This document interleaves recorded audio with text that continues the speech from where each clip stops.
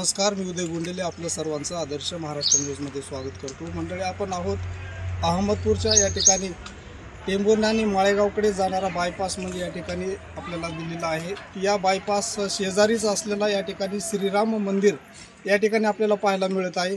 काल रोजी या ठिकाणी श्रीराम नवमीनिमित्त या ठिकाणी मोठ्या प्रमाणामध्ये गर्दी जमलेली होती, कारण या ठिकाणी नवमीच्या निमित्तानं श्रीराम नवमीच्या निमित्तानं हजारो भाविकांचा या ठिकाणी जनसमुदाय आपल्याला काल पाहायला मिळालेला आहे। आज या ठिकाणी दिनांक 7 एप्रिल रोजी आज लक्ष्मण शक्ती या ठिकाणी आयोजित करण्यात आलेली आहे। या शक्तीच्या निमित्तानं या ठिकाणी काय काय कार्यक्रम या ठिकाणी आयोजित करण्यात आलेले आहेत। आपल्यासोबत आहेत या ठिकाणी भाविक भक्त। सर, आपण काय सांगाल या लक्ष्मण शक्तीच्या निमित्तानं? येवलेसे लोप लावेले द्वारी त्याचा वेलू गेला गगनावरी, हे छोटं स्वरूपटं आमच्या गंगाधररावांनी लावलेलं आहे। फार वर्षापासून आज तर इथं उड्डाणपूल झाला आहे। हे ठिकाण एवढं पवित्र आहे, एका क्षणाला एका हाकेला ओ देण्यासाठी 2000 लोक एका ठिकाणी जमू शकतात।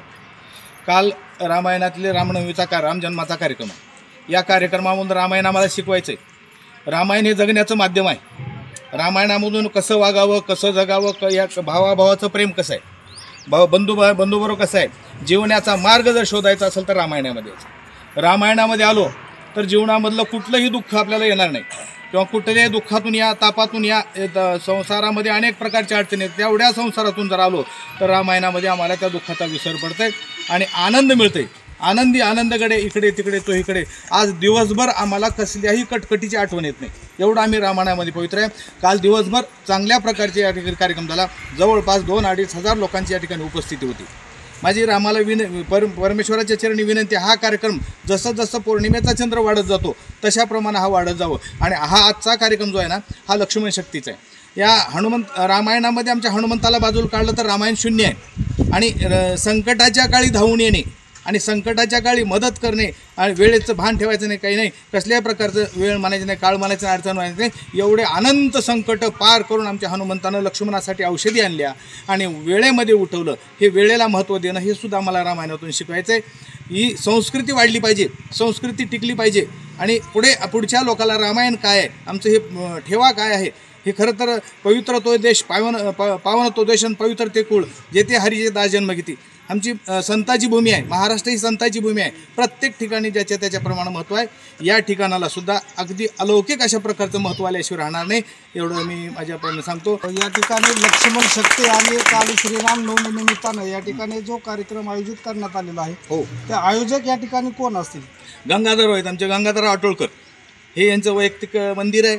त्यांची एक इच्छा मनापासून पूर्वीपासून इच्छा होती की आपल्या उपस्थितीमध्ये राम मंदिर व्हावं, रामाची सेवा आपल्याला घडावी, आणि त्याच आपल्याबरोबर सुद्धा इतरांचा सुद्धा उद्धार झाला पाहिजे, इतरांना सुद्धा दर्शन मिळालं पाहिजे, प्रसाद मिळाला पाहिजे, सेवा घडली पाहिजे, ही त्यांचा एक उदात्त अशा प्रकारचा भावना आहे।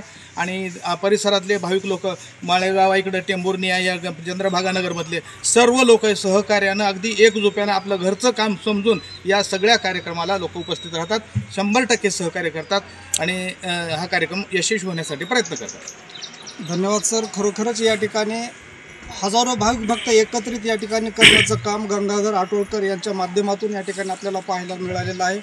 काल हजारो भाविक या ठिकाणी उपस्थित होते, त्यांना महाप्रसादाचं देखील आयोजन करण्यात आलेलं होतं, तर त्यांच्या माध्यमातून हा प्रसंग या ठिकाणी घडलेला आहे।